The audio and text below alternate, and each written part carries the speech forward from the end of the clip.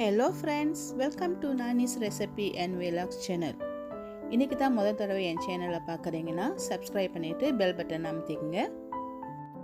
இன்னைக்கு நம்ம ஒரு சுவையான ஹெல்த்தியான சட்னி நம்ம பார்ப்போம். இந்த சட்னி ரொம்ப ஈஸி செய்யறதுக்கு ஒரு 10-15 மினிட்ஸில் செஞ்சிடலாம். வாங்க இப்போ நம்ம எப்படி செய்யறதுன்னு பார்க்கலாம். 2 டீஸ்பூன் எண்ணெய் விட்டுக்கிட்டு எண்ணெய் சூடு ஏறினதும் பாதி வெங்காயம், சிறு துண்டு இஞ்சி, ஒரு 4 பல் பூண்டு, 2 பச்சை மிளகாய், இது எல்லாத்தையும் சிறுசாக வெட்டிக்கிட்டு எண்ணெயில் போட்டு கொஞ்சம் நேரத்துக்கு வதக்கி விட்டுக்குவோம்.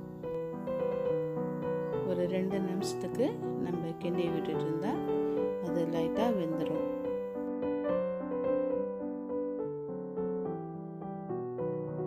இப்போ கொத்தமல்லி 2 கப் எடுத்து நல்லா சுத்தம் பண்ணி வச்சுட்டு சிறு சிறு துண்டுகளை வெட்டிட்டு அதோட சேர்த்து போட்டு கிண்டிக்கணும்.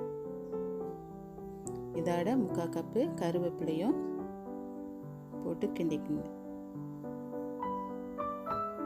கொஞ்ச நேரம் நல்லா கிண்டணும். இந்த கருவேப்பிலையும் கொத்தமல்லியும் ஒரு நல்லா வதங்கணும். இதோட ஒரு 1/2 கப்பு தேங்காய் எடுத்து வச்சுருக்கிறேன். அந்த தேங்காவை அதோட சேர்த்து கிண்டி விட்டுக்கணும்.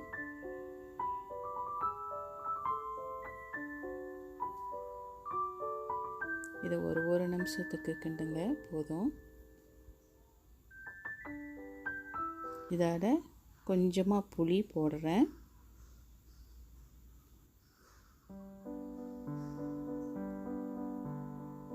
நமக்கு சுவைக்கு தகுந்த உப்பு சேர்த்துக்கிட்டு கொஞ்சம் நல்லா கிண்டி விட்டுக்குங்க. இப்போ இது நல்லா ஆறுனான இதை மிக்சியில் போட்டு 1/2 கப்பு தண்ணி ஊற்றி இதை நல்லா பேஸ்ட் மாதிரி அரைச்சி எடுத்துக்குவோம்.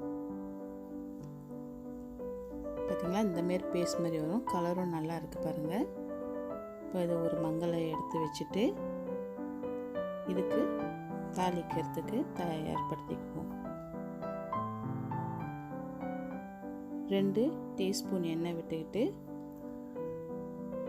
எண்ணெய் சூடானதும் 1 டீஸ்பூன் கடுகு போட்டுக்கிட்டு கொஞ்சமாக கருவேப்பிலை போட்டு அதை நல்லா வதக்கிட்டு அந்த கலவையை எடுத்து அந்த சட்னி பேஸ்டில் ஊற்றி கிண்டிக்கணும்.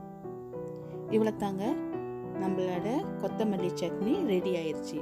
இந்த கொத்தமல்லி சட்னி உடம்புக்கு ரொம்ப நல்லது. இதை தோசையோடையும் சாப்பிட்லாம், இட்லியோடையும் சாப்பிட்லாம்.